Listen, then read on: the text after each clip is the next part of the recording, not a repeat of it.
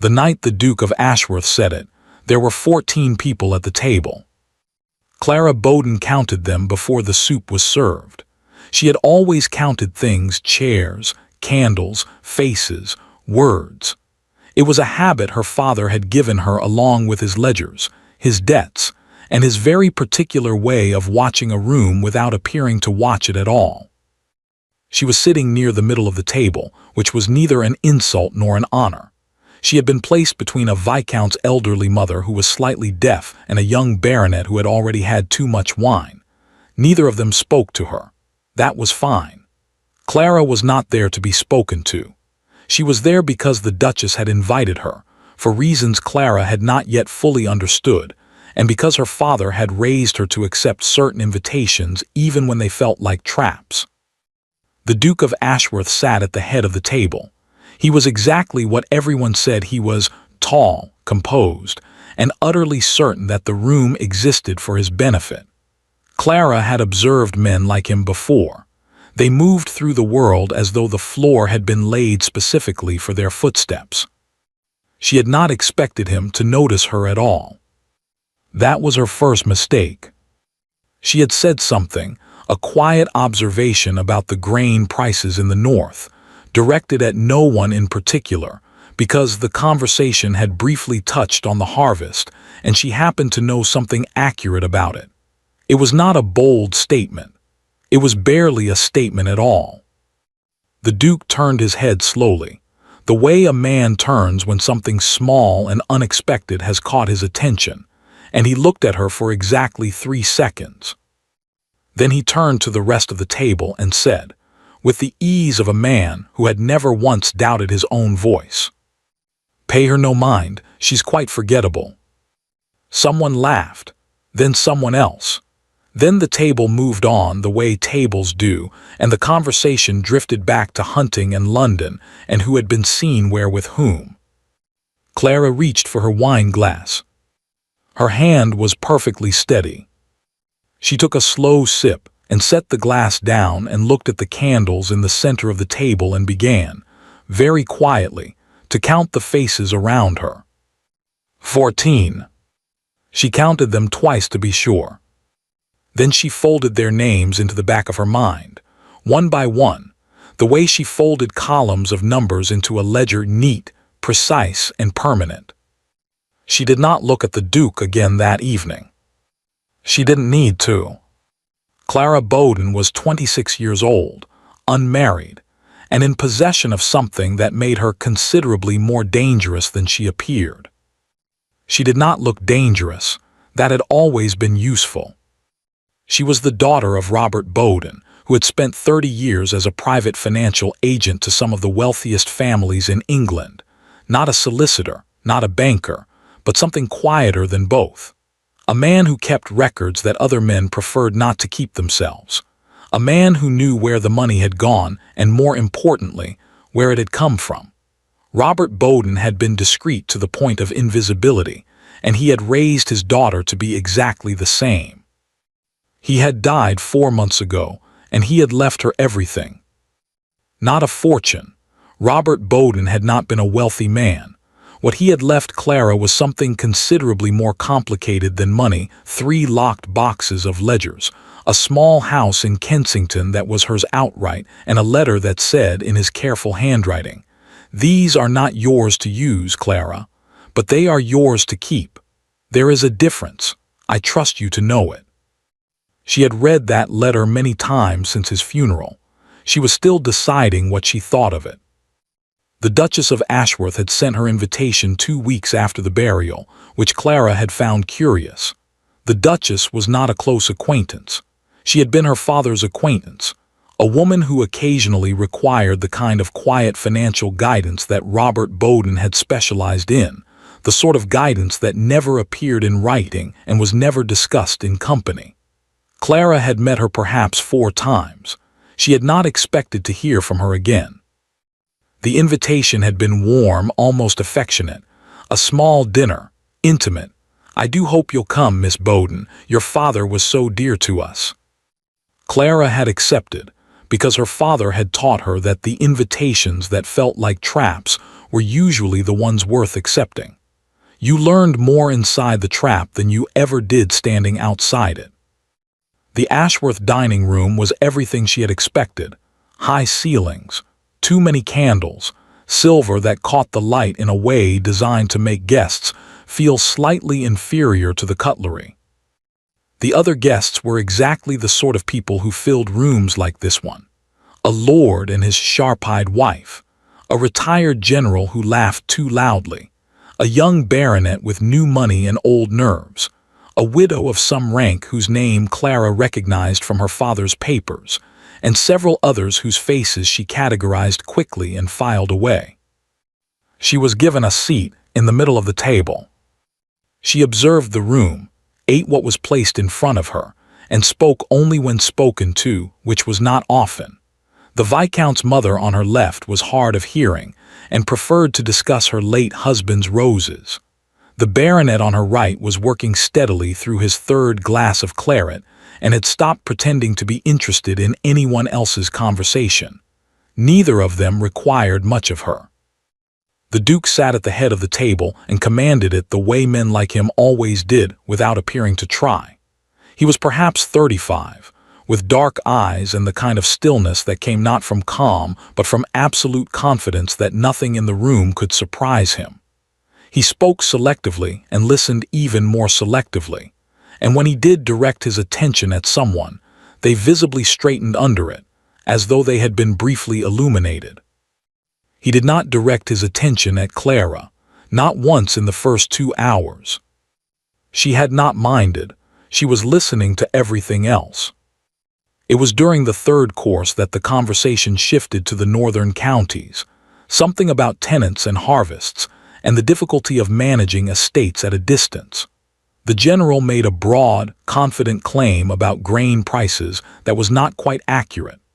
Clara knew this because she had spent the previous week reconciling her father's accounts for a landowner in Yorkshire, and the figures were still fresh in her mind.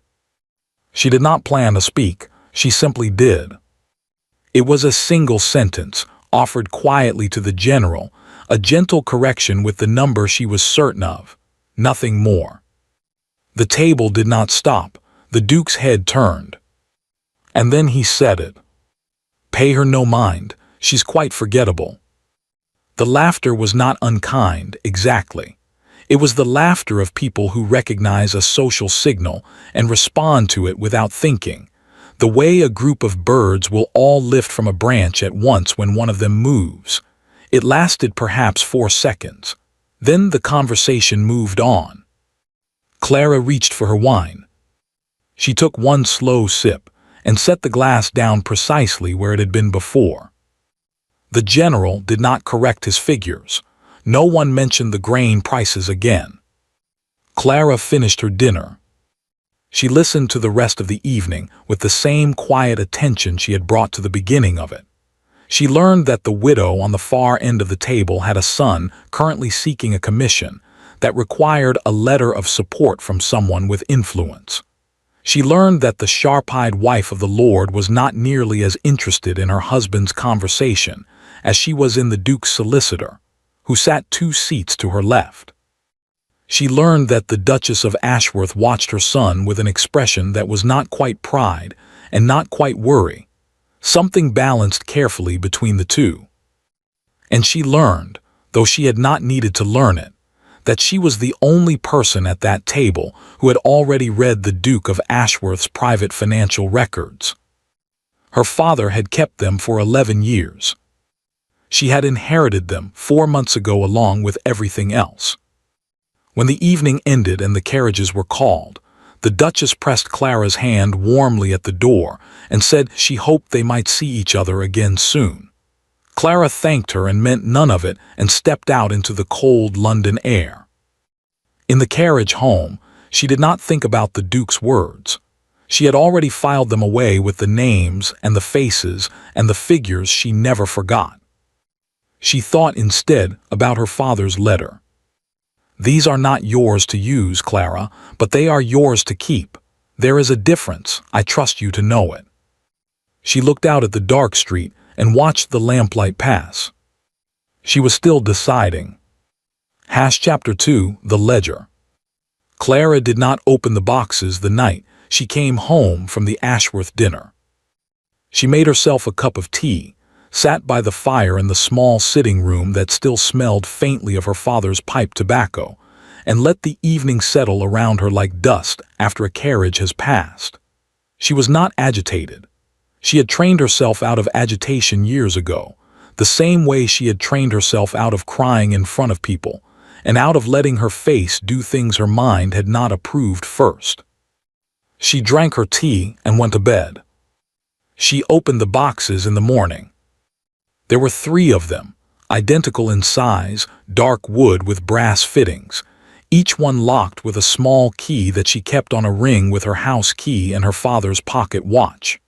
She had not opened them since the week after the funeral, when she had done a careful inventory, and then locked them again and put them back on the shelf in her father's study, which was now her study, because she had not yet decided what to do about any of it. She carried all 3 to the desk, unlocked them one by one, and began to read. It took her most of the day. Robert Bowden had been, in the most precise sense of the word, meticulous. Every page was dated, every figure was sourced, every transaction was recorded in his small, even handwriting with the kind of clarity that suggested he had always known someone else might eventually need to read it. Whether that someone was meant to be Clara or a solicitor or a court of law, she could not say. Her father had not explained. Her father had rarely explained anything directly when he could arrange for you to understand it yourself. The Ashworth records occupied the entirety of the second box and a portion of the third. Clara read them slowly. The Duke of Ashworth, the current Duke, James Ashworth, 34 years old, who had inherited the title 6 years ago when his father died of a stroke at his club, was not a poor man. That was important to understand first. He was not desperate or ruined or in the kind of financial distress that made men do foolish things in dark rooms. He had estates, income, investments. He had the appearance, from any ordinary vantage point, of a man in complete control of his position. The appearance was not entirely wrong. But it was not entirely right either. What the ledgers showed, carefully, quietly, across 11 years of her father's precise record-keeping, was that the Ashworth family had borrowed, not recklessly, not obviously, but consistently and substantially across 3 separate arrangements that had never been formalized through any bank or solicitor's office, because the late Duke had preferred to conduct certain matters through Robert Bowden rather than through channels that produced paperwork that other people might see. The amounts were significant. The terms had been private. And the repayments, Clara ran her finger down column after column of figures, had been irregular, partial, repeatedly deferred, always with agreement, always with good faith on both sides, always managed by her father with the quiet flexibility of a man who valued the relationship more than the schedule. Her father had trusted the Ashworths. That was clear in every page. What was also clear, and this was the part Clara sat with for a long time, her tea going cold beside her, was that none of this had ever been disclosed to anyone. Not to the current Duke's solicitors, not to the estate managers, possibly not even to the current Duke himself, who had inherited the title and the estates and apparently a set of private financial obligations that existed only in 3 locked wooden boxes in a dead man's study. Clara leaned back in her chair. Outside, the London street moved through its ordinary morning. A cart, a dog, 2 women with shopping baskets, the distant sound of a church bell marking the hour. She thought about her father's letter. These are not yours to use, Clara, but they are yours to keep. She understood him, she thought. She had always understood him. He had spent his life in the careful management of other people's secrets, and he had been proud of that, proud of the trust, proud of the discretion, proud of the particular honor of being the man who knew things and never used them. He had wanted her to carry that same pride. He had trusted her to carry it. She closed the ledger in her hands and held it for a moment. Then she thought about the Duke's voice at the dinner table, the easy certainty of it, the way the table had laughed without thinking, the way the conversation had moved on as though she had not spoken at all, as though she were furniture, as though she were a draft from an open window, noticed for a moment and then immediately forgotten. Pay her no mind, she's quite forgettable. Clara opened the ledger again. She did not feel angry exactly. Anger was too simple a word for what was moving through her, slow and deliberate and very, very clear. It was more like the feeling she got when she found an error in a column of figures, that particular combination of satisfaction and focus that came from knowing exactly where the mistake was and exactly what it would cost. She knew where the mistake was. The Duke of Ashworth had made it 3 weeks ago at his own dinner table, in front of 14 witnesses. He had looked at Clara Bowden and decided she was not worth remembering. That was the error. And errors, in Clara's experience, always had consequences. She did not decide anything that afternoon. She was not impulsive.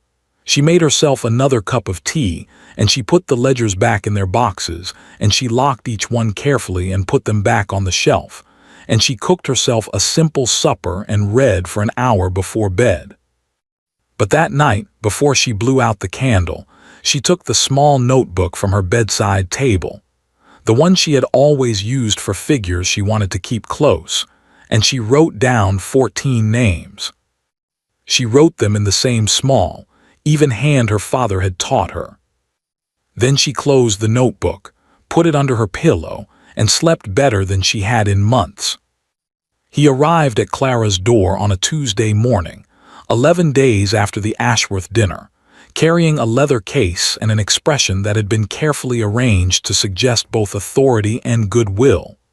The expression, Clara thought, of a man who had practiced it in a mirror and was reasonably pleased with the result. She had been expecting someone. She had not known exactly when, but she had known. The Duchess's warm handshake at the door that evening had told her something. The invitation itself had told her something. And the ledgers, sitting in their locked boxes on her shelf, had told her the rest. Someone would come. Someone always came when the right kind of silence had been sitting in the wrong kind of room for too long. She showed Mr. Fitch into the sitting room and offered him tea, which he accepted, and a chair, which he took, and then she sat across from him with her hands folded in her lap and waited. He opened his case with the deliberate movements of a man who wanted you to notice how organized it was. "Miss Bowden," he began, "I represent the Duke of Ashworth in certain private matters." "I assumed as much," Clara said pleasantly. He glanced up.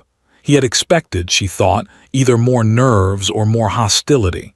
Her pleasantness appeared to inconvenience him slightly. He recovered quickly. He was a professional after all and continued. "His Grace is aware that you have recently come into possession of your late father's papers," Mr. Fitch said. "He wishes to express, first and foremost, his sincere condolences on your loss. Your father was a man of exceptional integrity, and his absence is genuinely felt." "That's very kind of His Grace," Clara said. "His Grace is also aware," Mr. Fitch continued, settling into the part he had clearly rehearsed more carefully, "that among your father's papers there may be certain documents of a private nature, documents relating to business arrangements between your father and the Ashworth family, arrangements of a sensitive character." "I see," Clara said. "His Grace would like to propose a resolution that he believes would be mutually beneficial." Mr. Fitch reached into his case and produced a folded document, and then, beside it, a banker's draft. He placed both on the table between them with the precision of a man laying down cards he was confident about. "The Duke is prepared to purchase your father's papers in their entirety. All records, all correspondence, all documents pertaining to Ashworth affairs. The sum offered is—" He named the figure. It was, Clara had to acknowledge, a serious sum. It was the kind of number that was designed to end conversations. It would keep her comfortable for years, perhaps decades, depending on how carefully she managed it.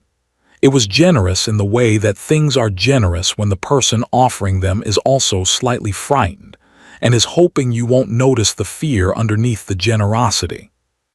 Clara looked at the banker's draft for a moment. Then she looked up at Mr. Fitch. "No, thank you," she said. The silence that followed was very brief, but extremely full. Mr. Fitch blinked. It was the only crack in his professional composure, but it was enough. "I beg your pardon." "I said no thank you," Clara repeated, in exactly the same tone she might use to decline a second biscuit. "I appreciate His Grace's offer. Please tell him I said so, but I won't be selling my father's papers." Mr. Fitch set down his teacup. He was recalibrating, she could see, running through the possibilities, trying to locate her motive, trying to find the number she actually wanted so that he could go back to his client with a counteroffer and a strategy. It was what solicitors did. It was, she supposed, what she would have done. "Miss Bowden," he said carefully, "perhaps I haven't made the terms sufficiently clear. The Duke is being—" "Generous," Clara said. "Yes, I know exactly how generous he's being." She let that sit for just a moment. "That's why I said no," she added. Another silence. This one was different, less surprised, more calculating. Mr. Fitch was a smart man. She could see him arriving slowly at the correct conclusion, that she was not holding out for more money, that this was not a negotiation in the ordinary sense, that she wanted something the banker's draft could not provide, and that he did not yet know what it was. He closed his case. "May I ask," he said, with the careful neutrality of someone who knows they are on uncertain ground, "what it is you intend to do with the documents?" "Keep them," Clara said simply, "as my father instructed." "And nothing more." She smiled at him. It was a perfectly polite smile, the kind that gave nothing away and was designed to give nothing away. Her father had taught her that smile too, though he had never called it that. He had simply modeled it quietly across 30 years of sitting across tables from men who wanted things from him. "Mr. Fitch," she said, "my father spent his entire career managing other people's private affairs with complete discretion. He never used a single piece of information he was trusted with for his own benefit. Not once in 30 years. She paused. "I intend to honor that." Mr. Fitch looked at her steadily. "Then why not sell?" "Because," Clara said, "they were his, and now they're mine, and a thing can be kept without being used and without being sold." She picked up her teacup. "I'm sure His Grace understands the concept of holding something simply because it belongs to you." Mr. Fitch left 20 minutes later with the banker's draft still in his case, and an expression that had lost all of its earlier careful arrangement. He looked, Clara thought, like a man who had gone into a room expecting to buy something straightforward and had come out holding a question he didn't know how to answer. She watched his carriage from the window until it turned the corner. Then she went to her father's study, unlocked the second box, and took out the Ashworth ledger she had been reading most carefully. She sat down at the desk. She opened her small notebook to the page with 14 names. She looked at the first name on the list. Lady Harriet Mowbray, widow, Hanover Square. She had met Lady Mowbray twice. Once at the Ashworth dinner, once years before at a charity function her father had attended. She was a sharp woman, observant, the kind of woman who noticed things at dinner tables and filed them away, much as Clara did. The kind of woman, Clara thought, who might enjoy a quiet afternoon call from an interesting acquaintance.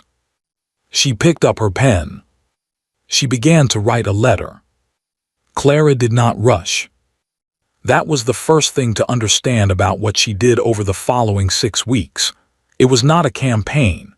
It was not a scheme exactly, though she supposed it might have looked like one from the outside. It was more like tending. The careful, patient tending of something that had been planted a long time ago and simply needed the right conditions to grow. She began with Lady Harriet Mowbray.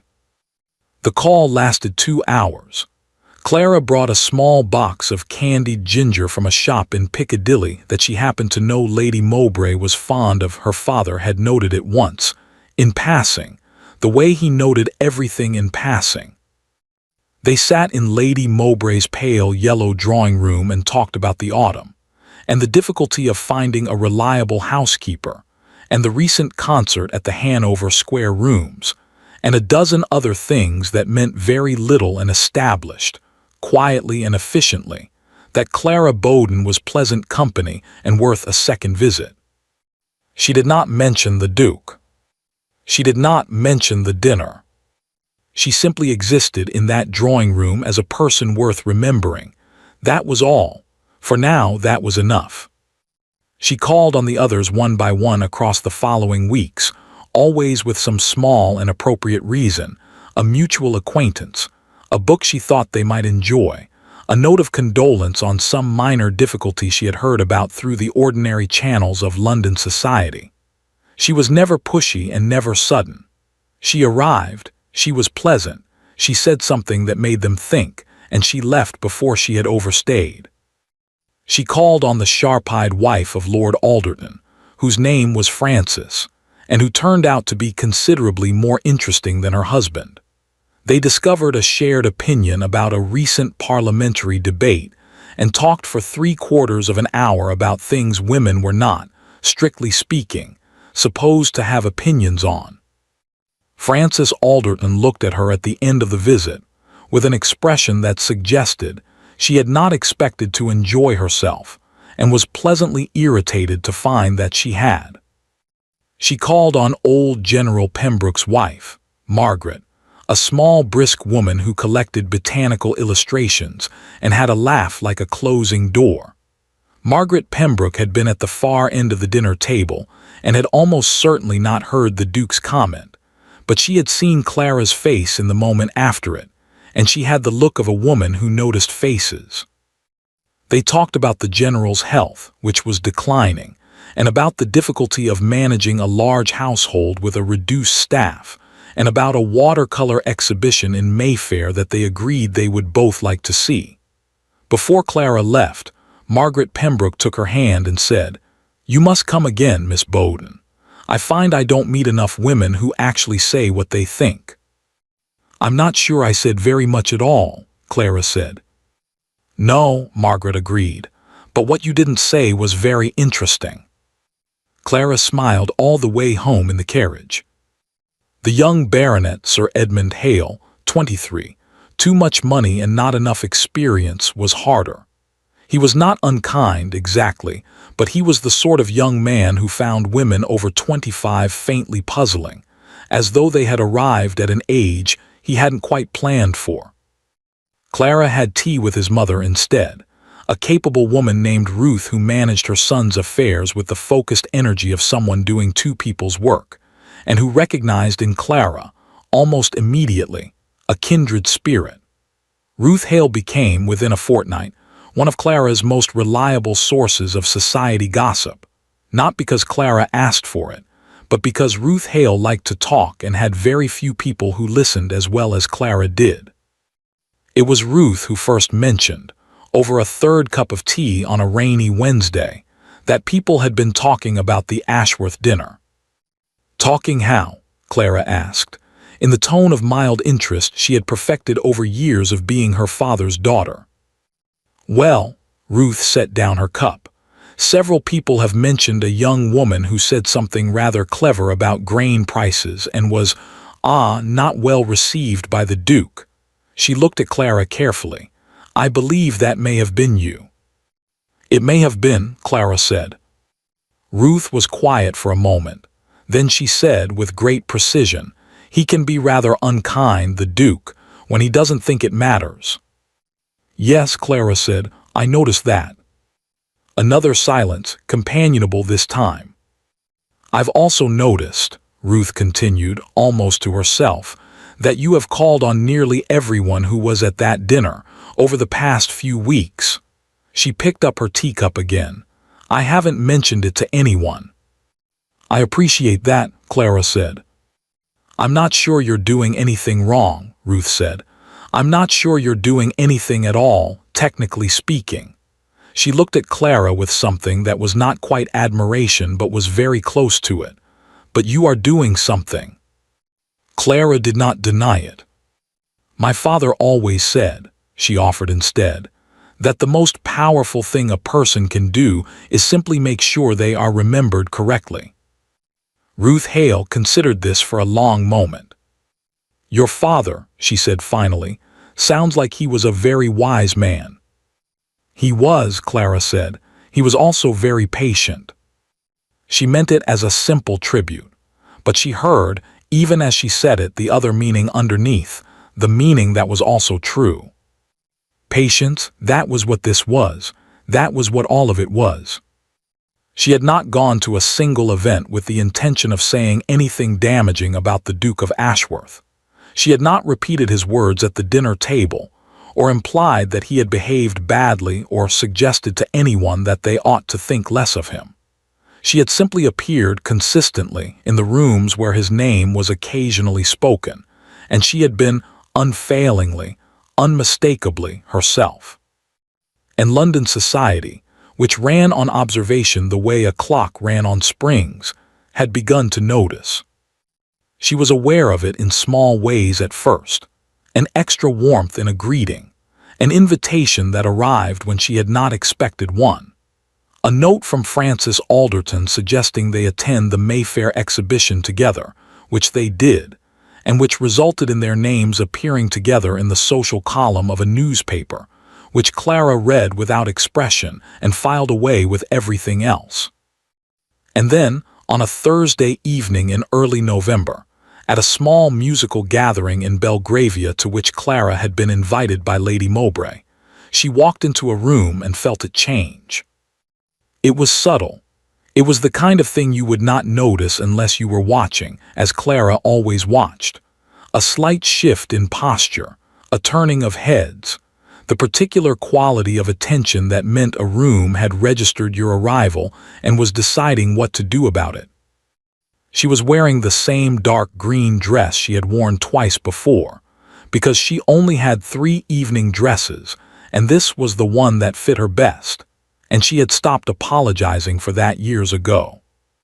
She crossed the room to greet Lady Mowbray, and on her way she passed 2 women she had never met who turned to each other as she passed, and one of them said, very quietly, but not quietly enough, "Is that the Bowden girl? I've heard she's remarkably." The rest was lost in the music starting up. Clara did not slow her step. She did not smile to herself, or at least she tried not to.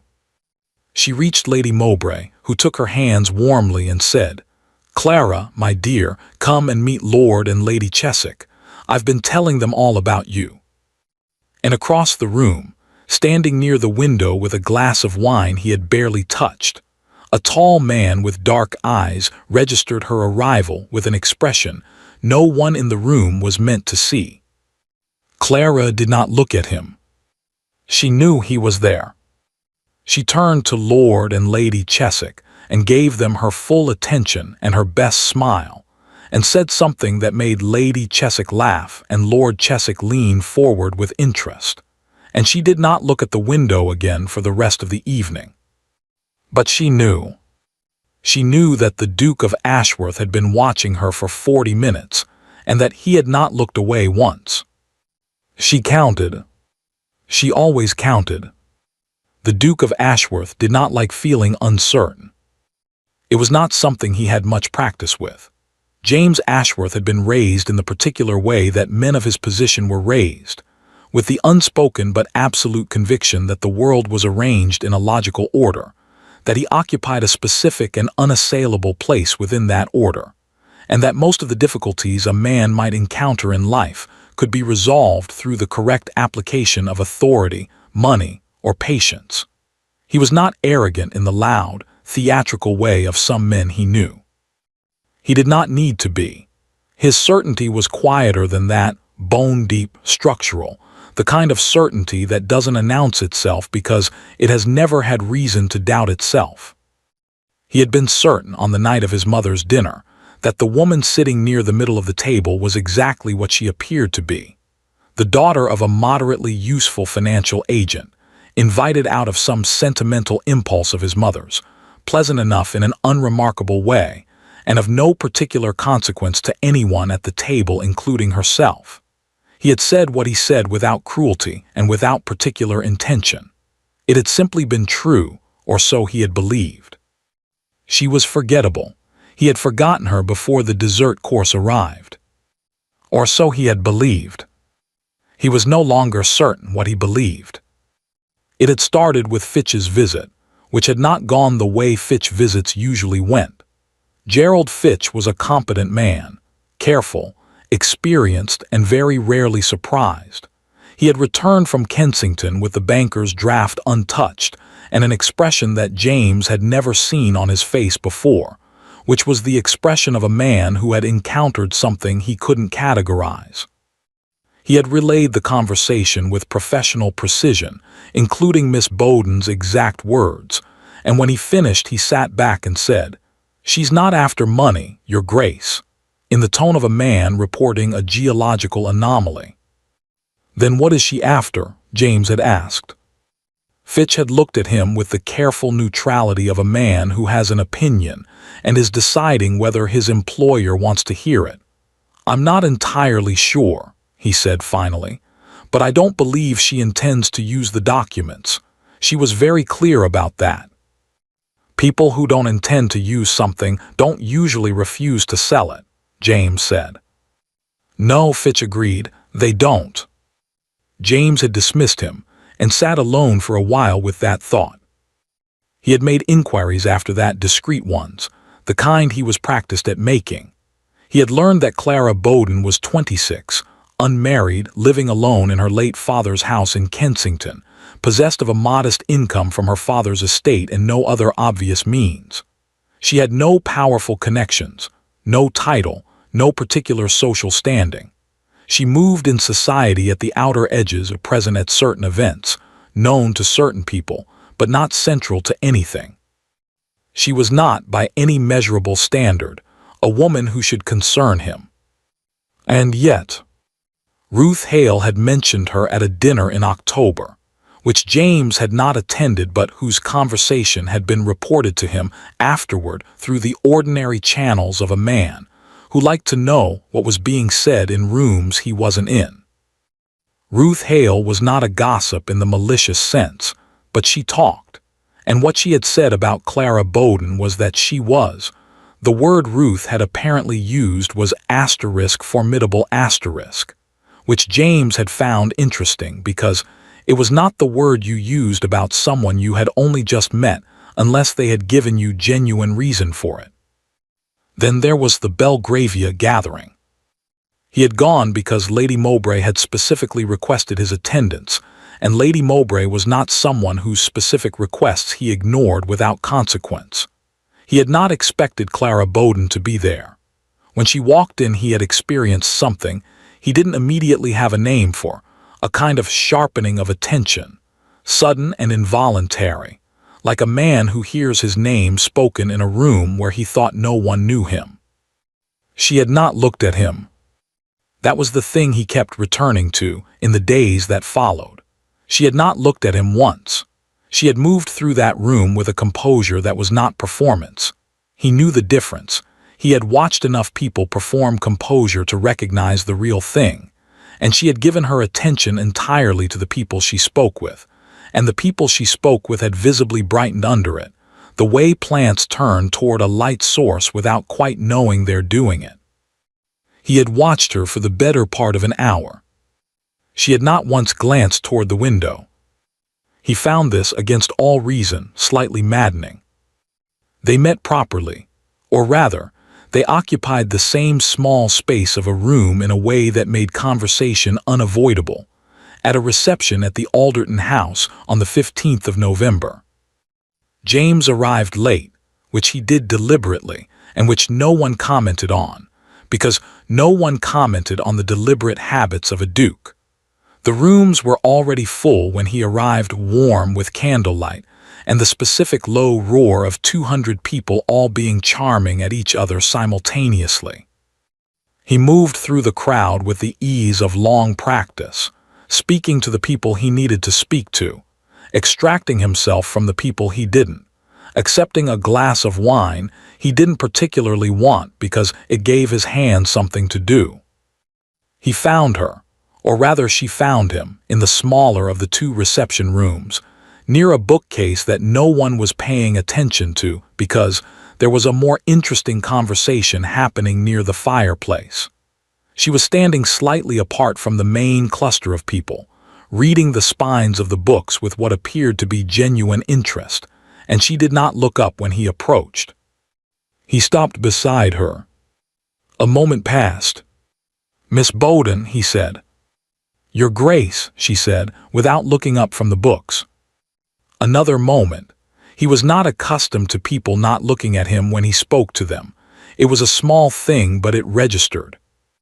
"You're finding the Alderton Library interesting," he said.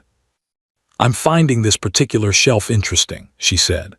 "Lord Alderton appears to have bought these books by the yard rather than by the title. 3 volumes on Roman aqueducts, a French novel from 1803, something about the migratory habits of northern birds, and a complete set of agricultural almanacs from 1821 to 1829. She tilted her head slightly. "They have nothing in common except height." James looked at the shelf. She was entirely correct. "Perhaps he simply likes uniformity," he said. "Perhaps," she agreed pleasantly. "Or perhaps he wanted a wall that looked like the wall of a man who reads, without requiring him to actually do it." She said it without any particular edge, in exactly the tone she might use to comment on the weather, and yet James found himself standing very still for a moment in the way that you stand still when something small has landed precisely. He turned to look at her properly. She was looking at the books. "Miss Bowden," he said, and something in his voice must have changed because she did look at him then, with those steady gray eyes that he had apparently not looked at carefully enough the first time. "I find that I've been hearing your name rather frequently of late." "Have you?" she said mildly. "From Lady Mowbray, from Mrs. Alderton, from at least 3 other people I can think of without trying." He paused. "For someone who was, as I understand it, not especially well connected in London, you seem to have become rather well connected in a very short time." "People have been very kind," Clara said. "Yes," James said. "They have. I'm curious why." She looked at him for a moment with an expression he couldn't read, not because it was hidden exactly, but because it was layered in a way he hadn't anticipated. There was something underneath the pleasantness, not hostility, something more patient than that. "I imagine," she said, "because I listen to them. People are generally fond of someone who listens." "And what do you do with what you hear?" "Remember it," she said simply. The word landed between them, with a weight she had clearly intended. James felt something tighten in his chest, not quite guilt, not quite anger, something that lived in the narrow territory between the two. He was not a man who apologized easily. He had never had much occasion to practice it. But he was also, underneath all the certainty and the composure and the bone-deep conviction of his own position, intelligent enough to know when he had been not outmaneuvered exactly. Something more precise than that. He had made an error of assessment. He was looking at the evidence of it. "Miss Bowden," he said, and his voice was different now, quieter, the performance of authority stripped back to something more direct. "What exactly are you doing?" She turned from the bookcase to face him fully for the first time, and he was struck again by the thing he had missed entirely at the dinner table, the absolute steadiness of her. Not cold, not hard, simply settled in herself in a way that most people were not, in a way that he was not certain he was himself on the honest days. "I'm simply being memorable, Your Grace," she said. She said it without triumph. That was the part that stayed with him longest afterward. There was no victory in her voice, no sharpness, no desire to twist the blade. She said it the way you state a fact, calmly, clearly, and without any apparent need for him to feel it as a wound, even though he did. She excused herself a few moments later, with perfect courtesy, and moved back toward the main room. James stayed where he was for longer than he should have, looking at the shelf of mismatched books. He thought about the grain prices she had corrected. She had been right. He had looked it up afterward, in the way you look something up when you are hoping to find it wrong and don't want to admit you're hoping that. The general's figure had been off by nearly 12%. Clara Bowden's quiet correction had been accurate to the decimal. He had dismissed her before she finished the sentence. He set down his untouched wine on the shelf beside the agricultural almanacs. He left the reception shortly afterward, earlier than was his custom, and rode home through the cold November streets with the particular discomfort of a man who has always been certain of his own judgment and has just been handed a reason to doubt it. He did not sleep well. In the morning, he sent a note to Fitch. He wanted, he wrote, to know everything there was to know about Robert Bowden and his daughter. Everything. The report came back within a week, and James read it twice. Robert Bowden had been, by every account Fitch could gather, a man of complete integrity. Not wealthy, not powerful, but trusted by people who were both of those things, trusted with information and arrangements and private affairs that required absolute discretion. He had never betrayed a confidence. He had never used his position for personal gain. He had been, in the particular world he inhabited, something close to irreplaceable, which was why his death had been noted quietly and genuinely by people who rarely noted anyone's death genuinely. His daughter had managed his account since she was 17. She had received no formal education beyond what her father had provided, which had apparently been considerable. She spoke 3 languages. She had kept the books for at least 6 of her father's clients in the years before his death. She had done so accurately, discreetly, and without any compensation beyond her father's roof and her father's name. She was, Fitch noted in his careful way at the bottom of the report, in a somewhat precarious financial position. The house was hers outright. The income from her father's estate was modest. She had no other prospects that he could identify and no family beyond a distant cousin in Bath who appeared to have no interest in her situation. James put down the report. He thought about a woman who had grown up managing other people's money with perfect accuracy and had been offered a sum that would have secured her future for decades and had turned it down without a moment's hesitation.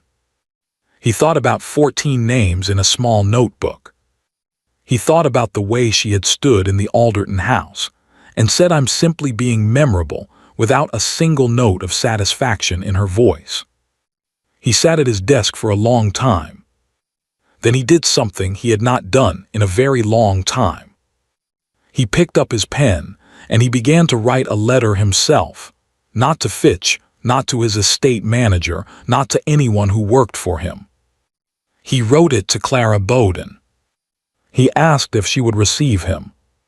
He sent it before he could think better of it, which was not how he usually did things. And then he sat back in his chair and looked at the ceiling and experienced the unfamiliar and not entirely unpleasant sensation of not knowing what was going to happen next. Her reply came the following afternoon.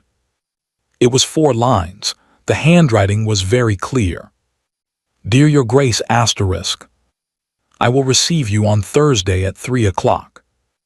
I serve tea, not answers. Yours sincerely, Clara Bowden." James read it 3 times. Then, for the first time in longer than he could remember, he laughed, a real laugh, sudden and unguarded, alone in his study with no one to see it. He was at her door on Thursday at precisely 3 o'clock. Thursday came with the kind of gray, heavy sky that London did better than anywhere else in the world, not quite raining, not quite not raining, the air sitting thick and damp against the windows, and the streets below running dark with the previous night's weather. Clara had been up since 6. She had not slept particularly well, which she acknowledged without indulging, the way she acknowledged most things that were inconvenient, noted, filed, set aside. She had read his letter 4 times. She had written her reply once, immediately, without revision, which was unlike her. She revised everything. She had learned from her father that the first version of a thing was almost never the right version, that clarity required patience, that precision required drafts. But the reply to the Duke's letter had arrived in her mind fully formed, and she had written it straight onto the good paper without stopping and sealed it before she could second-guess herself. I serve tea, not answers. She had meant it as a boundary. She had also meant it as an invitation. She was aware that it was both of these things simultaneously, and that this was either very clever or very foolish, and she was not yet certain which. She made the house ready the way she always made it ready for visitors, not by disguising it, but by making sure it was entirely and unapologetically itself. The sitting room was small, well kept, and full of books. There were no flowers because she hadn't bought any and she wasn't going to buy any specifically for him. The tea service was her mother's, blue and white, slightly old-fashioned, one cup with a hairline crack in the handle that she had always loved too much to replace. She built up the fire because the day was cold, and she saw no reason for either of them to be uncomfortable. And then she sat down with a book at 10 minutes to 3 and tried to read it and managed about 4 sentences before she heard the knock at the door. She gave it a measured moment before she went to answer it herself, because she had no housekeeper and she was not going to pretend otherwise. The Duke of Ashworth on the doorstep of a small house in Kensington was a slightly different creature from the Duke of Ashworth at the head of his own dinner table. He was still tall.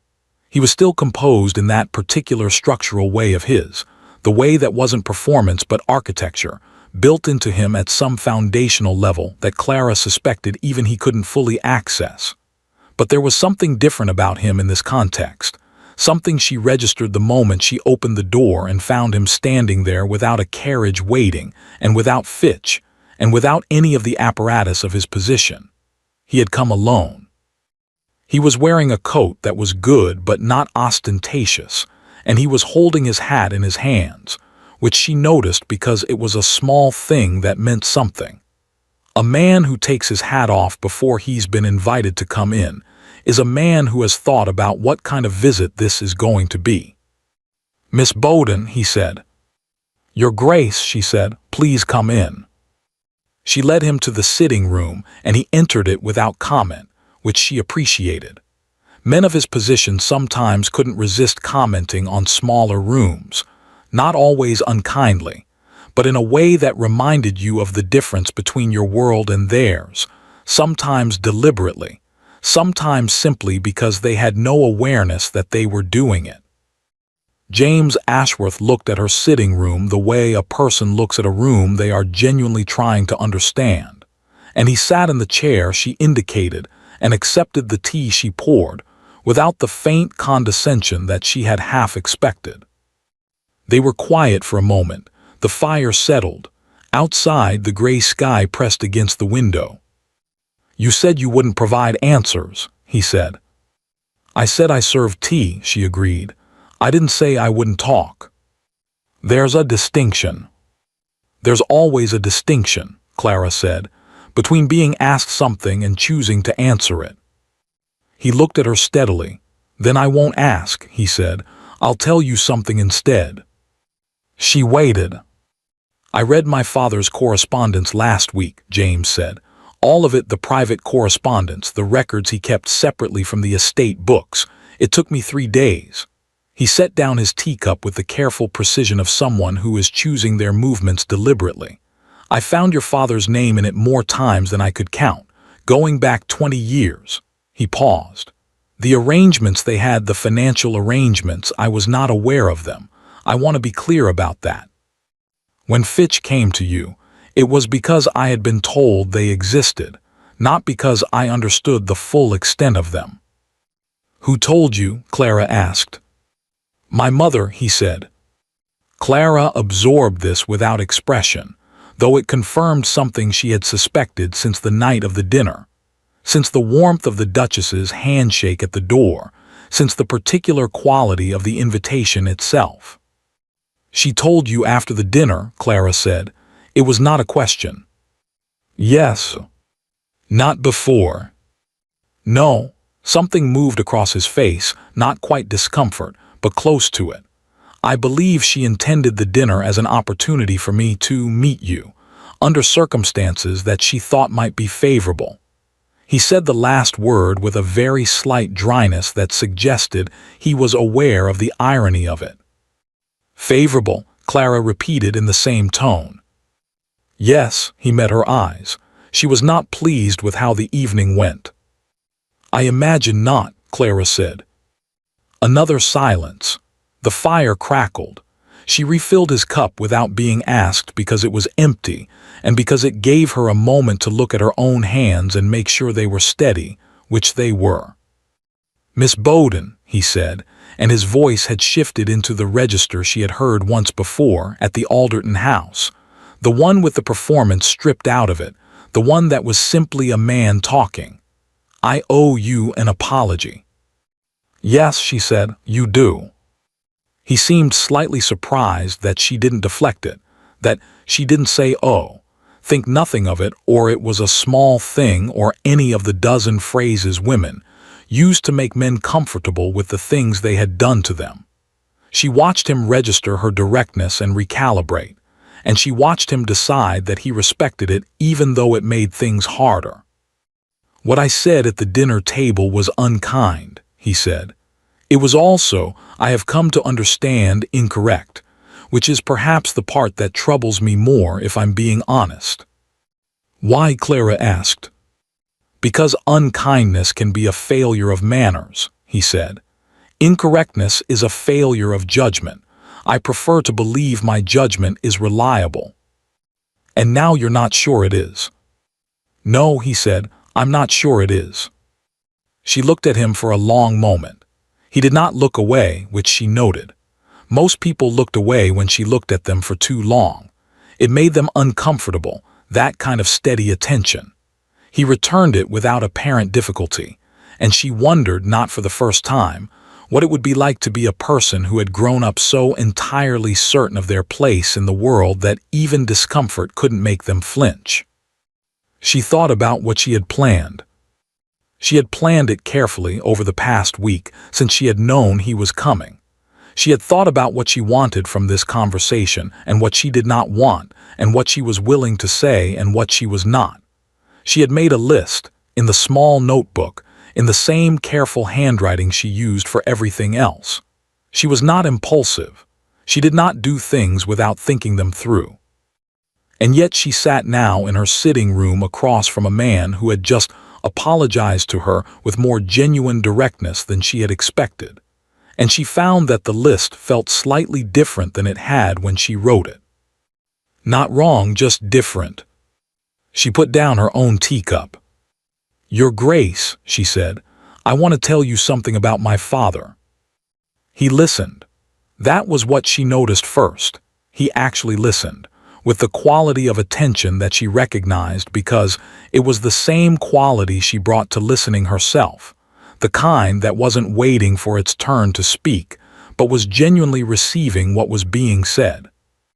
She told him about Robert Bowden, not the professional version, not the brief biography that Fitch had no doubt assembled and delivered, the real version. The man who had sat at this same desk in this same room for 30 years and kept other people's secrets with a care that went beyond professionalism into something closer to vocation. The man who had raised her to understand that information was not power, that using information as power was a corruption of the thing itself, That the value of knowing something was not what you could do with it, but simply the clarity it gave you. She told him about the ledgers. Not the contents, she was not ready for that, and he did not ask, but what they represented. 30 years of trust, kept in 3 locked boxes, passed to her with a letter that said asterisk, "These are not yours to use." "And are you going to," James asked, "use them?" "No," Clara said, and she meant it, she realized, more completely than she had understood when she said it to Fitch. "No, I'm not." "Then what do you want?" he asked, directly, simply, without Fitch's careful professional framing, just the question plain. Clara looked at the fire for a moment. "I want what was taken from me at your dinner table," she said, which was not money and not position.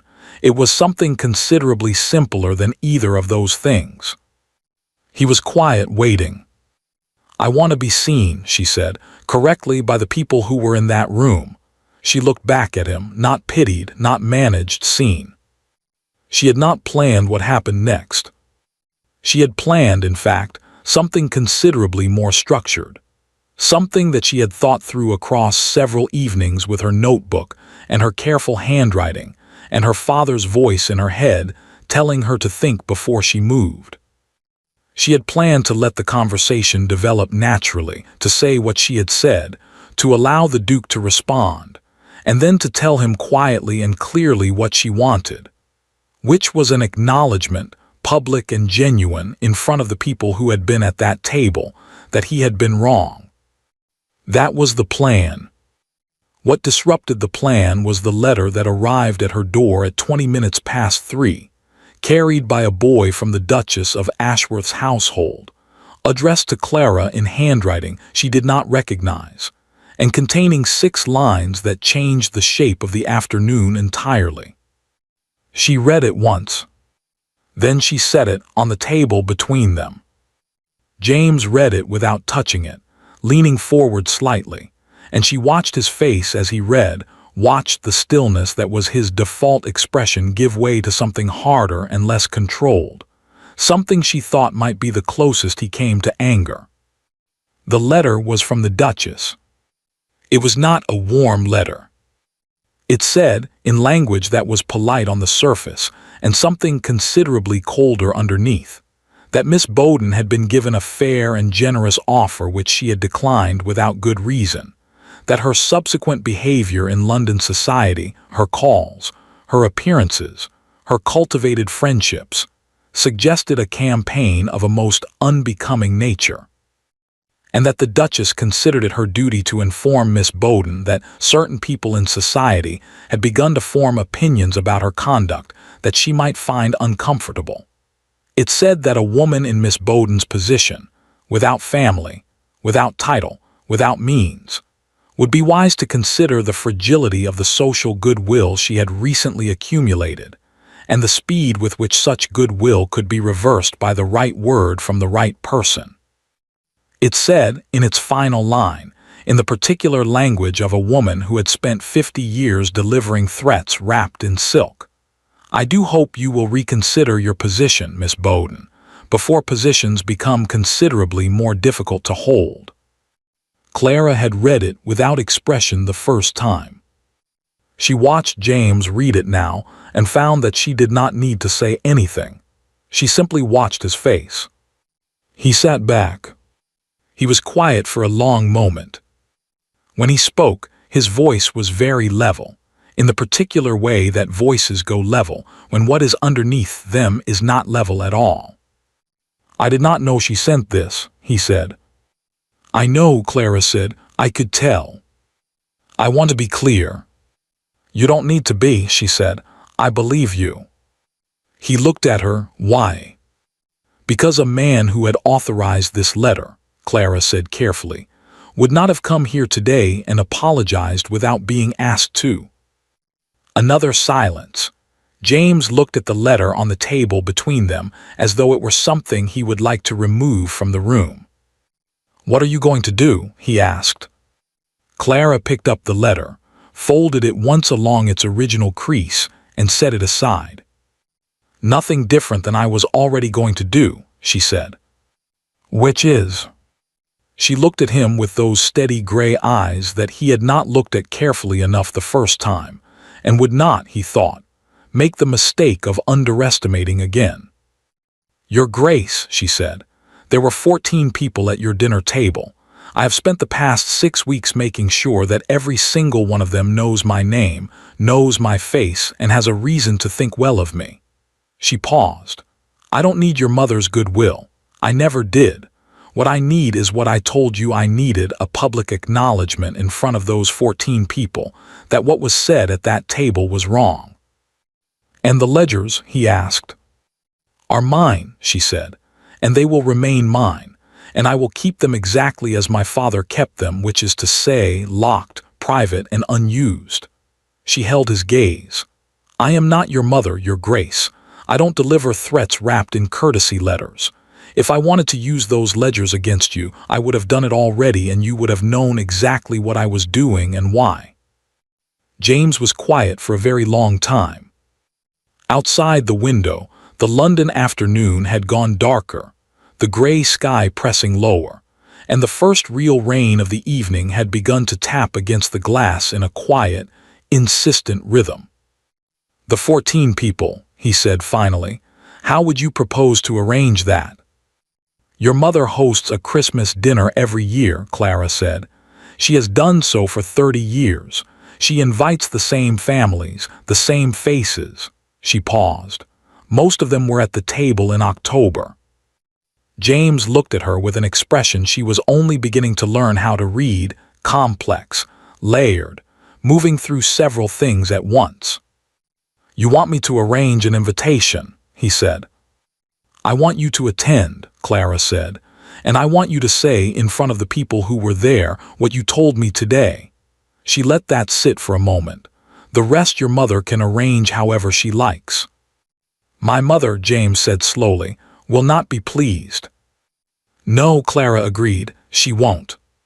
Something shifted in his expression then, something she had not expected, something that was almost, in a particular quiet way, like admiration. Miss Bowden, he said, can I ask you something? You can ask, she said. Did you plan all of this, from the beginning, from the night of the dinner? Clara considered the question honestly, the way she considered everything honestly when she had the privacy to do so. I planned to survive it, she said finally. The rest developed as it went. He nodded slowly, as though this were the answer he had expected, and also the answer he found most interesting.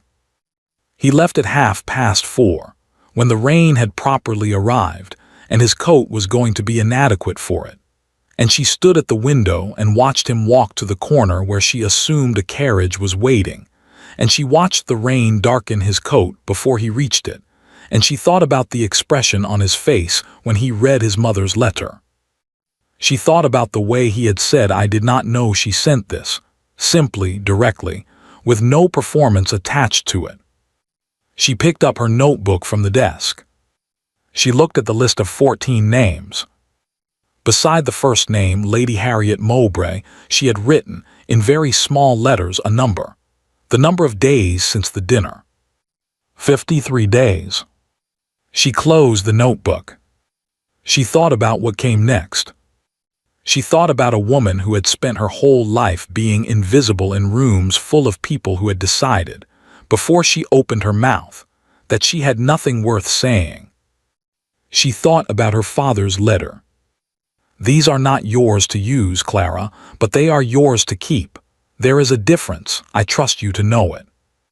She had known it, she thought. She had always known it. The difference was not what you did with what you held. The difference was what holding it made you. She went to her desk and sat down, and in the small notebook, beneath the list of 14 names, she wrote 4 words. Almost, not quite yet. Then she closed it and went to make herself supper and let the rain do what it wanted with the rest of the evening. The Duchess of Ashworth's Christmas dinner was held on the 19th of December. It had been held on the 19th of December for 31 consecutive years, with the exception of 1841, when the late Duke had been ill, and the house had been quiet, and the Duchess had sat alone at the head of her table with a glass of Burgundy, and the particular expression of a woman who does not allow herself to be defeated by circumstances, but reserves the right to resent them privately. Clara had learned this detail from Lady Mowbray, who had been a guest at the Ashworth Christmas dinner for 22 of those 31 years, and who possessed the kind of institutional memory that made her, in Clara's estimation, one of the most valuable people in London to know. The invitation had arrived on the 1st of December. Clara had been standing at her desk when the boy delivered it.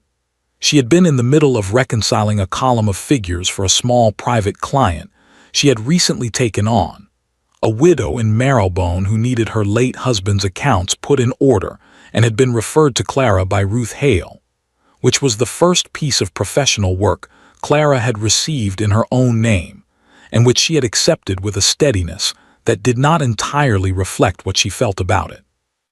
She had set down her pen and opened the envelope and read the invitation twice. It was in the Duchess's handwriting.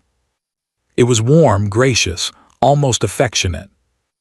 It gave no indication whatsoever that the same hand had written the letter delivered to Clara's door on the afternoon of the Duke's visit, the letter that still sat in the second drawer of her desk, folded once along its crease, kept not as a weapon but as a record. Clara kept records. It was simply what she did. She had written her acceptance the same afternoon, and sent it before the boy had reached the end of her street.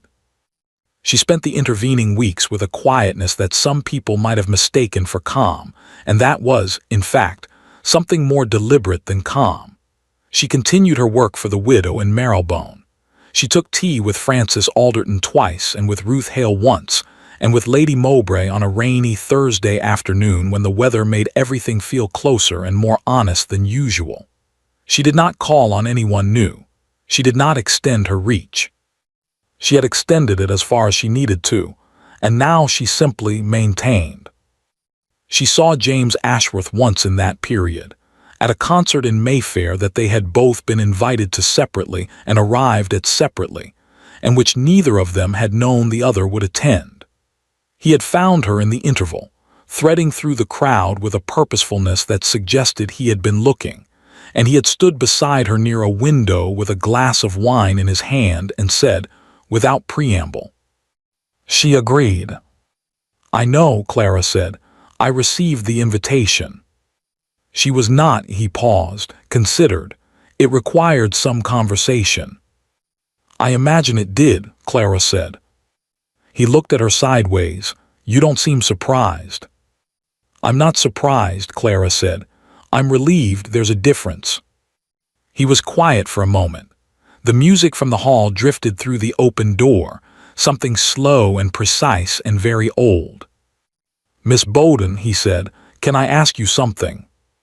"You asked me that before," she said, and then asked it anyway regardless of my answer. "Yes," he said, and something in his face moved in a way that she was beginning to recognize, a slight relaxation around the eyes, a fractional shift in the line of his mouth, the expression of a man who is finding something genuinely amusing and is not entirely used to the experience. "I did. Are you going to make the same distinction this time?" "Ask and find out," she said.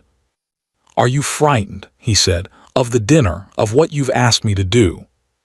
Clara looked at the window for a moment. Outside, the December street was dark and cold and bright with lamplight, and she could see her own faint reflection in the glass. A woman in a green dress holding a glass she hadn't drunk from, her face composed and her eyes giving nothing obvious away. "Yes," she said. She said it simply, without apology or qualification, because she had decided some time ago that honesty was easier to maintain than its alternatives and considerably less exhausting. "I'm frightened that it will go wrong. I'm frightened that it will embarrass both of us. I'm frightened that the 14 people in that room will find the whole thing awkward and wrong-footed, and that it will undo everything I've spent 2 months carefully building." She paused. And I'm frightened that even if it goes right, it won't feel the way I've been imagining it will feel." He was quiet for a moment. "What have you been imagining it will feel?" he asked. "Like enough," she said, "like it was worth it."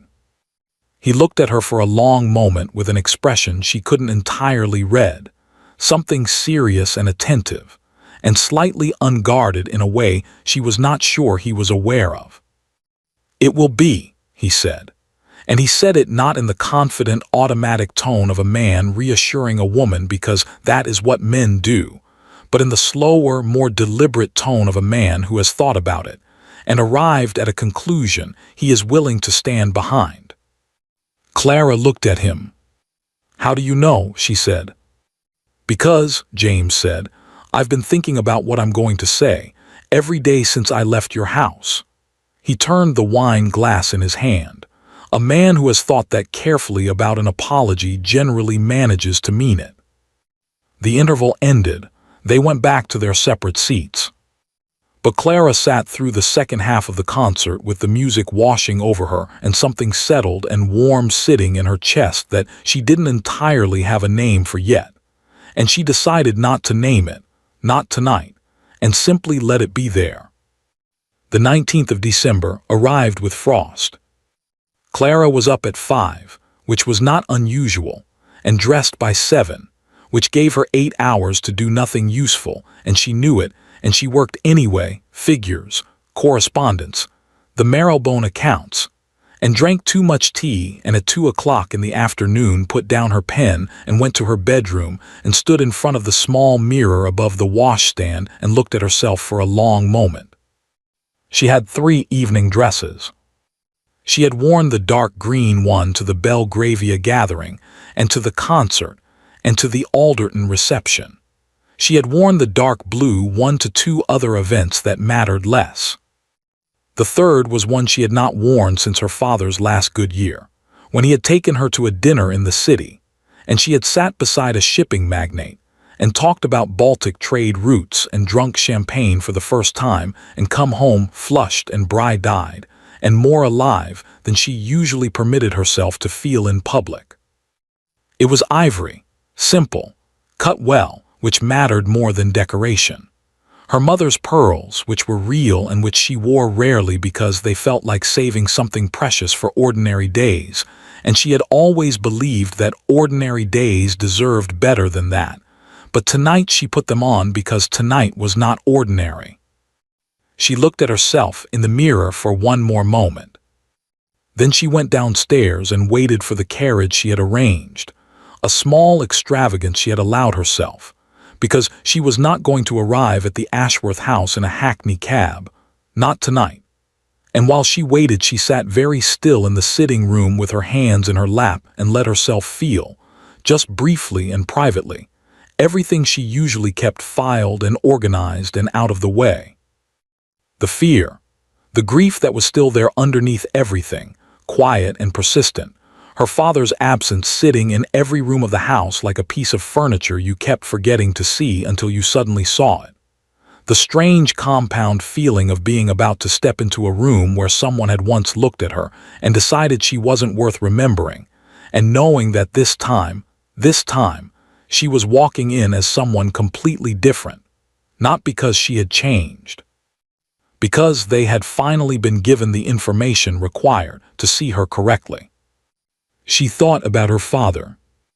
She thought about what he would say if he could see her, sitting in his house in his chair in her mother's pearls, about to go to the Ashworth Christmas dinner at the invitation of the man, whose family had borrowed quietly and substantially from him for 11 years, and who had called his daughter forgettable at a dinner table.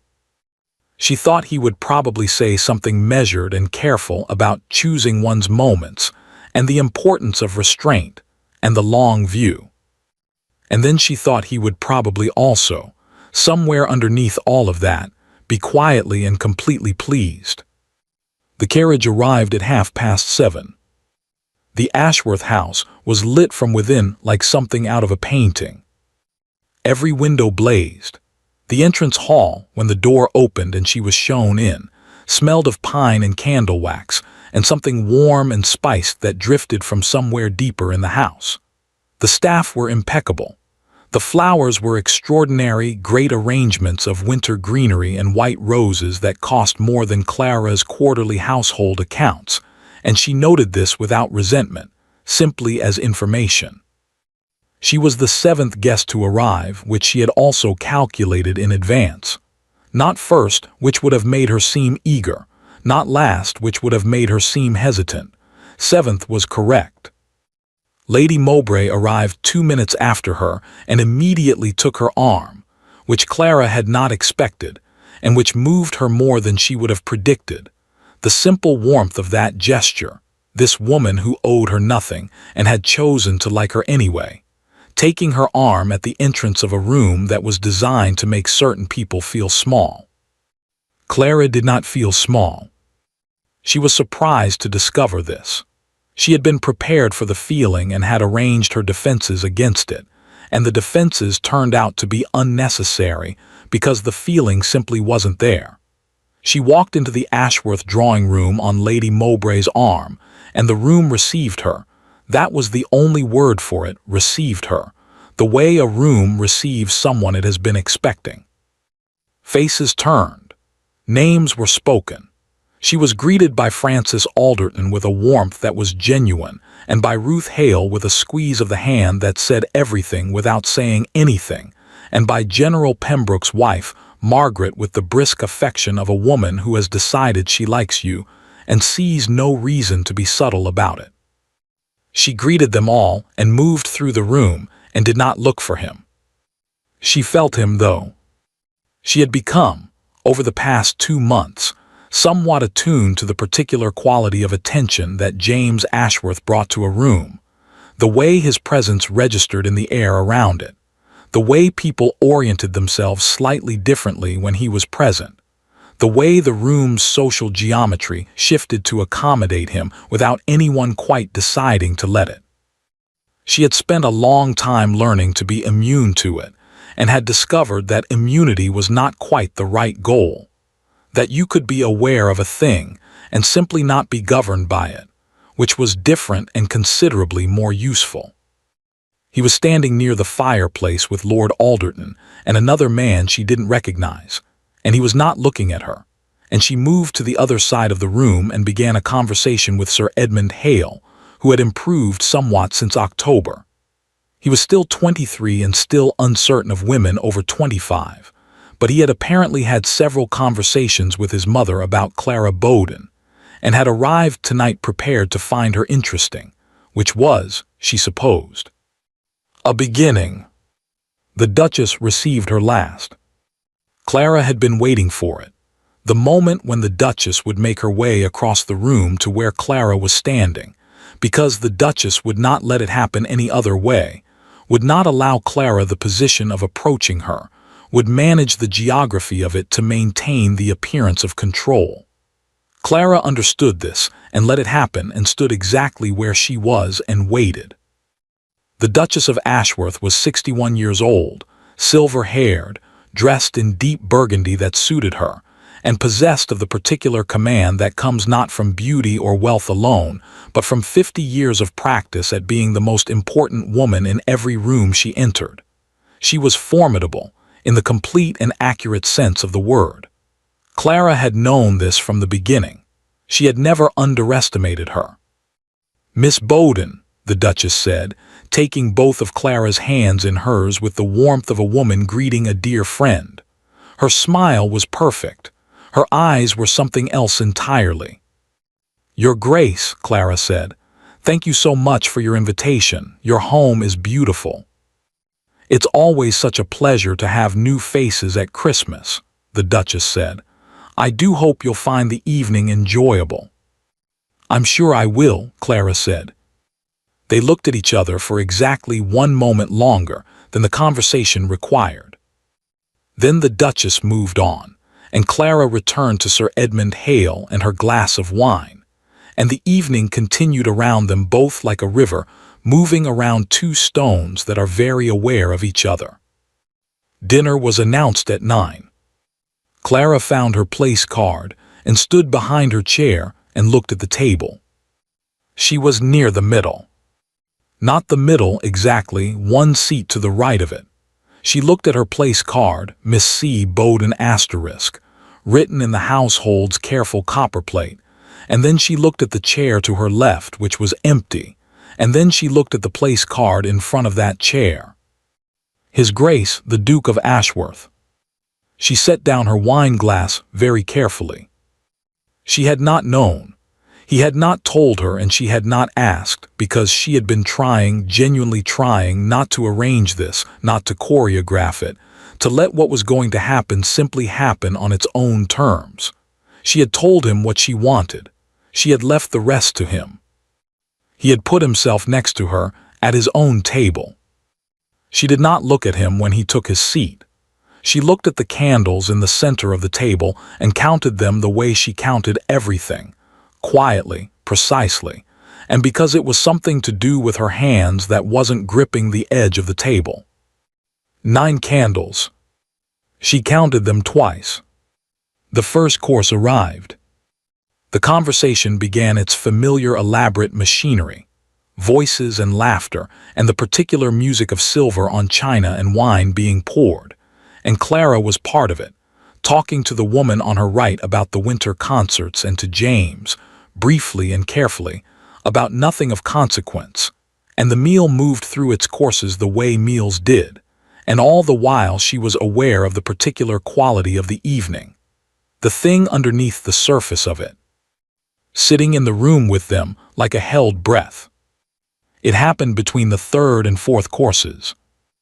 The table had reached one of those natural pauses that long dinners produce, a moment when several conversations end simultaneously, and the room rests for just a beat before resuming.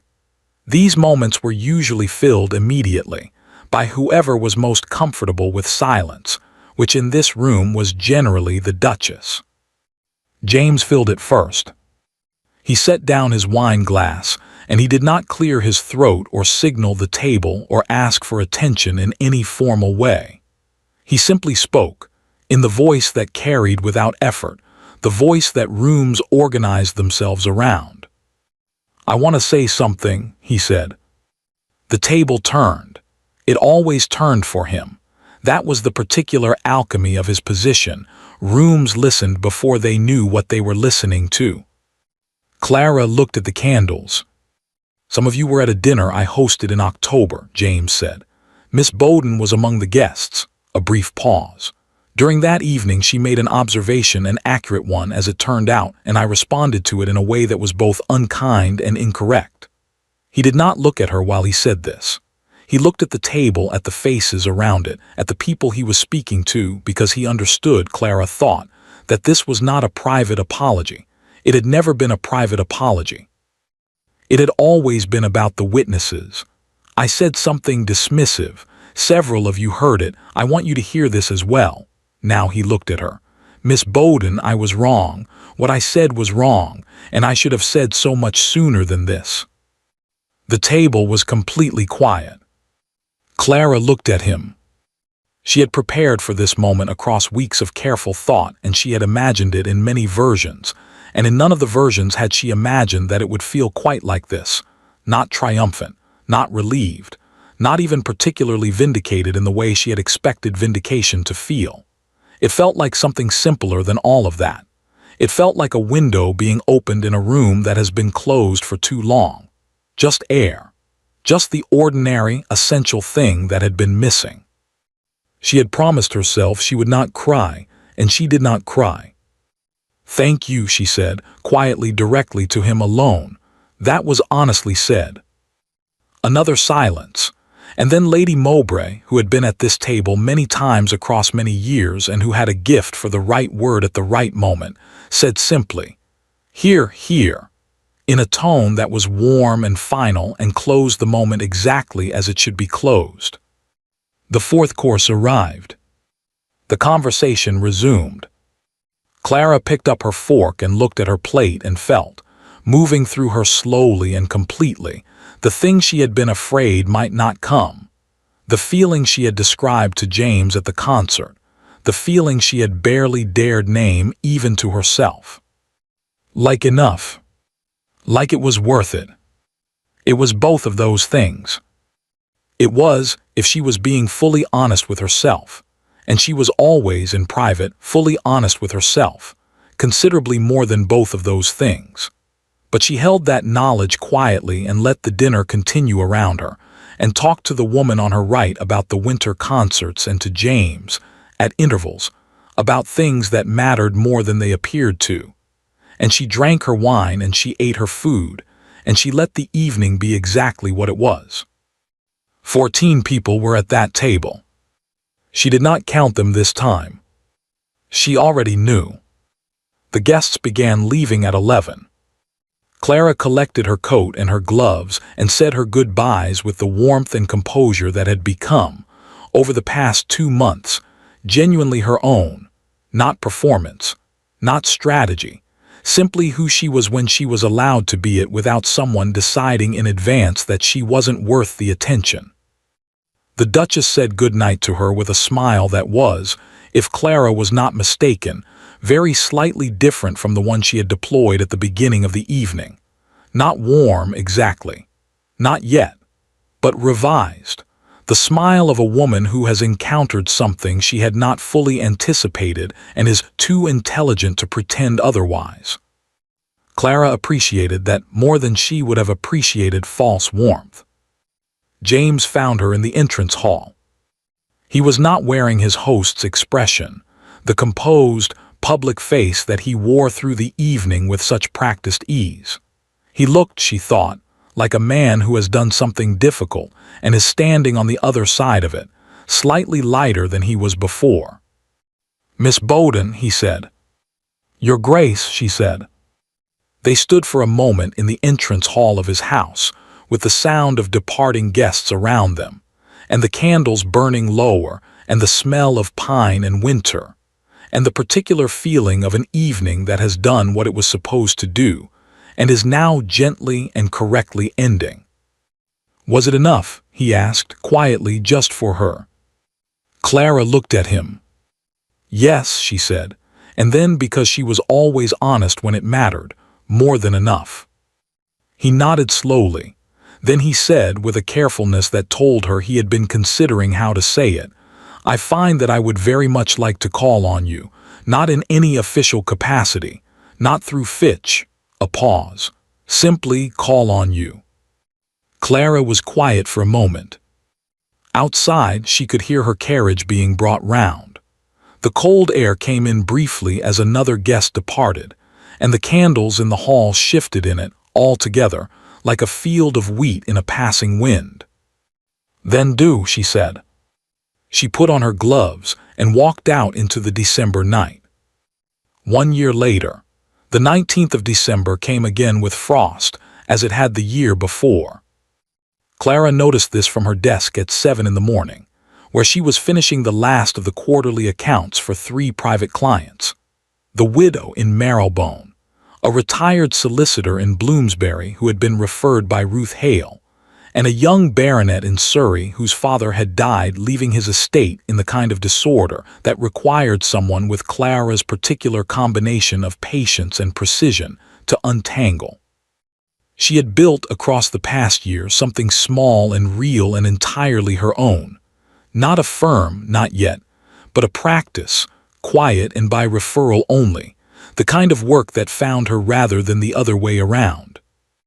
Her father would have recognized it. She thought he would have approved. She finished the column she was working on, set down her pen, and looked out at the frost on the street below, and allowed herself just briefly to think about the year. James had called on her in January.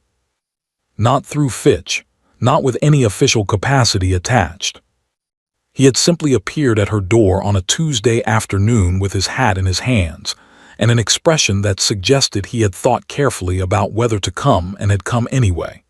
And she had let him in and made tea, and they had talked for 2 hours about nothing that was on any list she had ever made.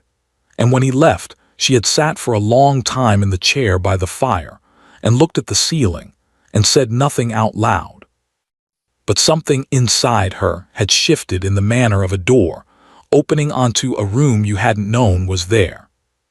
He came back the following Tuesday. And the one after that.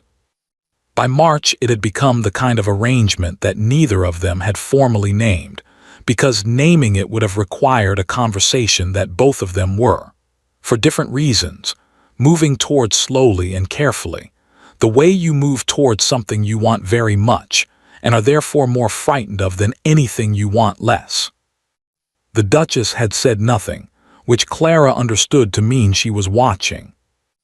Lady Mowbray had said quite a lot, but only to Clara, and only in the warm privacy of her yellow drawing room, and it was said with the particular delight of a woman who had lived long enough to recognize a good story when she was inside one.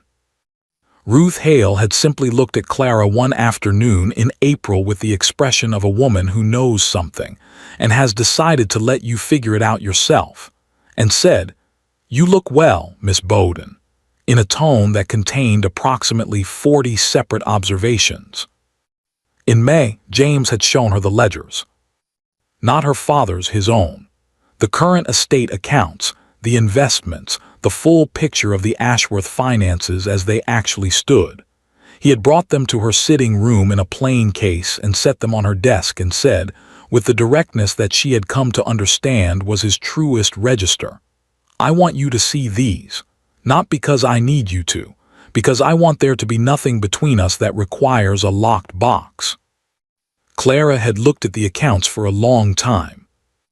They were, she found, in better shape than her father's ledgers had suggested. James had, in the 2 years since inheriting, quietly and methodically addressed a significant portion of the inherited obligations.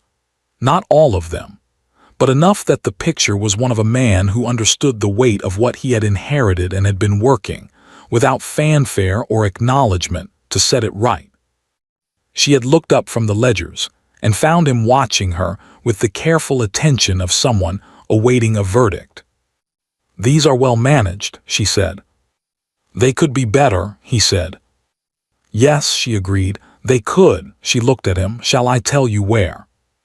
Something shifted in his face, surprise, and then something warmer than surprise. "Please," he said. She had spent the next hour going through the accounts with him, column by column, the way she went through all accounts, precisely, without sentiment, calling the errors what they were and the strengths what they were. He had listened with complete attention, asked 3 questions that were exactly the right questions, and taken notes in a handwriting that was considerably less organized than hers, which she had noted without comment. When she finished, he had sat back and looked at her for a moment. "Clara," he said. It was the first time he had used her name, not Miss Bowden, Clara. She had looked at him across the desk that had been her father's.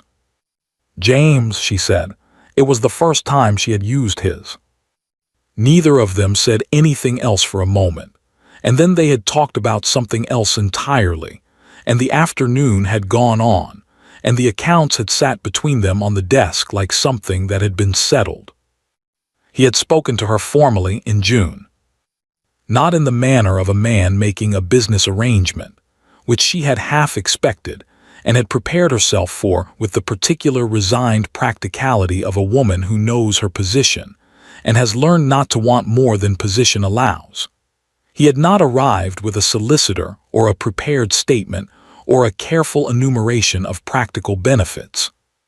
He had arrived on a Tuesday, as usual, and they had had their tea and their conversation, and at some point in the late afternoon when the light was coming through the sitting room window in the long golden way it did in June, he had simply stopped in the middle of a sentence about something else entirely and said, "I would like to marry you, Clara, not because of the ledgers, yours or mine, not because of anything practical, though God knows there are practical reasons on both sides if one wants to look for them." He had paused. "Because I come here every Tuesday, and on the Tuesdays I can't come. I think about the Tuesday when I can. Because you are the only person I know who tells me the truth without making it a weapon." Because you looked at me across your father's desk and used my name like it was just a name, not a title, and I have been thinking about that since May. Another pause, shorter. And because I find, when I examine the question honestly, which you have made it considerably harder for me to avoid doing, that I have been falling in love with you since approximately the Alderton reception, and I would prefer, if you're willing, not to continue doing it from a distance. Clara had looked at him for a long moment. She had thought about her father's letter. She had thought about 14 names in a notebook. She had thought about a woman who had walked into a room and been told she wasn't worth remembering, and what that woman had done with it, and where it had brought her. Yes, she said. Simply, completely. Without qualification or condition or any of the careful architecture she usually built around the things she wanted most. Just yes. They were married in September. Small, private, the church near her house in Kensington rather than the Ashworth family church in the country, because Clara had been quietly immovable on this point, and James had understood why without being told. Lady Mowbray was there. Ruth Hale was there with Sir Edmund, who had finally grown up enough to be good company. Francis Alderton was there, sharp-eyed and warm and wearing a hat that Clara would remember for the rest of her life. Margaret Pembroke was there and cried, which she would have denied to anyone who asked. The Duchess was there. She had arrived early and sat in the front pew, and when Clara walked in she had looked at her with an expression that Clara could not entirely read, which was unusual, because Clara could read most expressions by now. It was not the expression of a woman who had gotten what she wanted. It was not the expression of a woman who had lost. It was something more complicated than either. The expression, perhaps, of a woman who is intelligent enough to recognize when she has been outmaneuvered by someone worth being outmaneuvered by, and has decided, with the particular pragmatism of a long life, that this is the version of events she can live with. After the ceremony she had taken Clara's hands, as she had at the dinner in October of the previous year, and she had looked at her with those sharp, assessing eyes. "You are going to be very difficult," the Duchess said. "Yes, Your Grace," Clara said. "Good," the Duchess said after a moment. "He needs someone difficult." It was, Clara thought, the closest she was going to get to a blessing, and she accepted it as such. In October, she had given the ledgers to James. All 3 boxes, locked, complete, exactly as her father had kept them. She had carried them to his study herself and set them on his desk, and he had looked at them and then looked at her. "Clara, they belong with the estate records," she said. "They always did. My father kept them separately out of discretion, but you've seen the accounts now. You know what's in them. There's no reason for a locked box." He had been quiet for a moment. "Your father trusted my family with a great deal," he said, "and we didn't always deserve it." "No," Clara agreed, "but you're not your father and I'm not mine." She looked at the boxes on his desk. "Keep them properly. Have Fitch integrate them into the estate records. Close the accounts that are closed. Honor the ones that aren't." She paused. "That's all my father ever wanted. He just didn't want to ask for it." James had looked at her for a long moment. "I'll have Fitch begin next week," he said. "Good," she said, and she turned and left his study and went to find something useful to do, which was never difficult. The year had other things in it, smaller things, private things, the ordinary extraordinary business of 2 people learning to inhabit the same life without losing the particular shape of themselves. Arguments twice, both resolved.